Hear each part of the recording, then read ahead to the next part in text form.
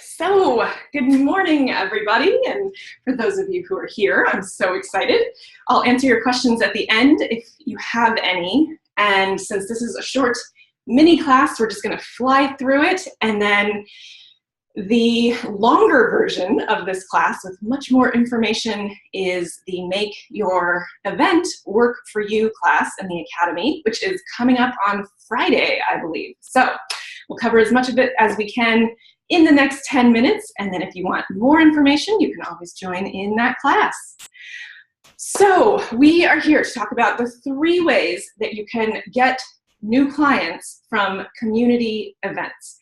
And if you're like me, you have probably taken your chair around to many different places, showed up in lots of different community settings, possibly given free talks or an open house, and you might be wondering why that community engagement isn't yet turning into new clients who stick with you, who love paying your full rates, who you love working with, all of that good stuff. So that's what we're going to address right now.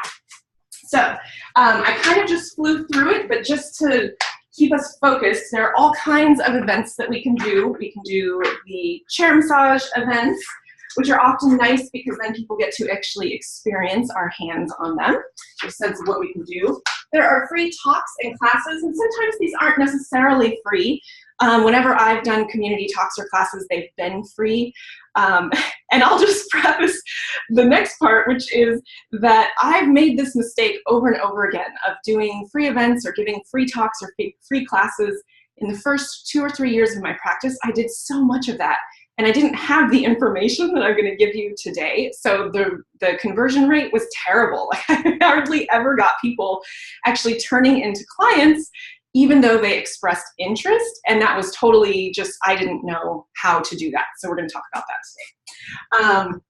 And then the third kind of event that I see most often is open houses. So people will open their practices or move into a new office and they'll hold an open house, and that's awesome.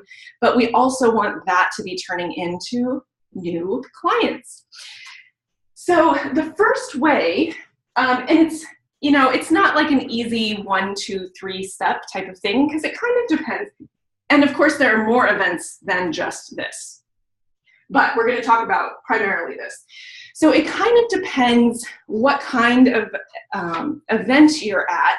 But the first of the 3 things that I'm going to talk about in order to actually convert clients is to make sure, I know this seems super simple, but often the simple stuff is the stuff that gets missed.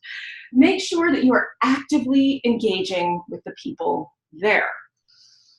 When we have a specialty, when we have a certain type of client that we want to bring into our practice, oftentimes we sort of maybe show up to an event and look around and go, whoa, this is not my people. Oh, well, I guess I'll just sit here and see if anybody shows up. It doesn't matter if you think your people are in the room or not. The reality is you never know.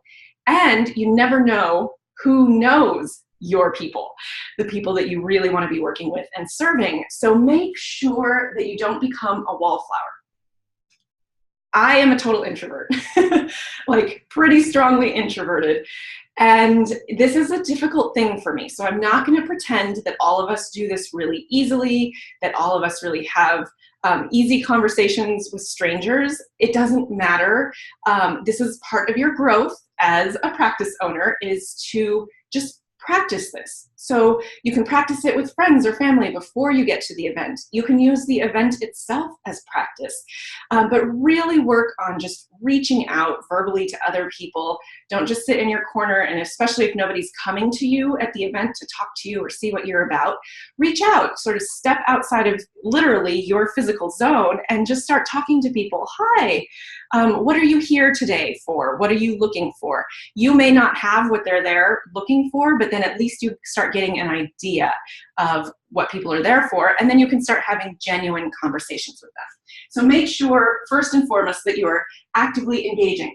And if the participants at the event are not your people, look at who else is there as a practitioner or a provider or other booths.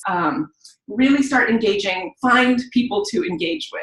And again, if you're really introverted, take a deep breath, stay centered in yourself. You don't have to do salesy, weird conversations. Just be who you are. And if your voice shakes because you're nervous, no problem. People love talking to other people who are genuinely themselves. So just let yourself show up as you.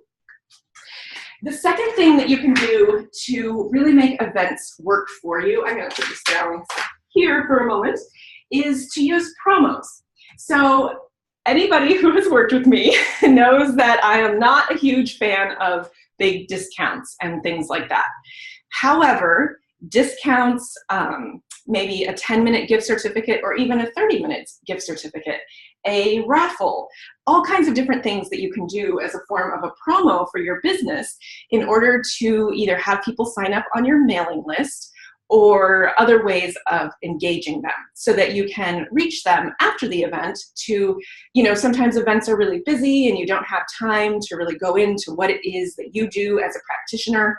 And so having people's contact information in order to reach out to them after the event and in a relaxed way say, hey, we met at the event. I'm so glad that you've given me your email address. I'm not going to spam you. I just wanted to let you know this is what I have to offer. If that's at all interesting to you, I hope you'll contact me to talk about it. And oftentimes these promos are a way to kind of get those people thinking about, oh, I might want to engage with this person. So that's a really good way to do it at events. Just make sure you're not giving away too much. That's really easy to do. And we'll talk about this a lot in the class on Friday. And of course, in the Academy, I'll continue to give the Make Your Events Work For You class throughout the coming months. And so if you miss it this Friday, don't worry. It'll be there in coming months, but really, the sooner you get this in hand, the better, right?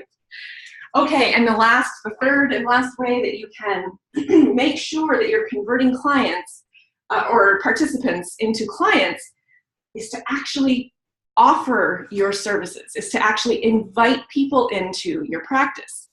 Now, I know this seems so simplistic as to be almost ridiculous, but I cannot tell you the number of times that people, that I talk to massage therapists and they say, I didn't get any clients from this event I did, things like that.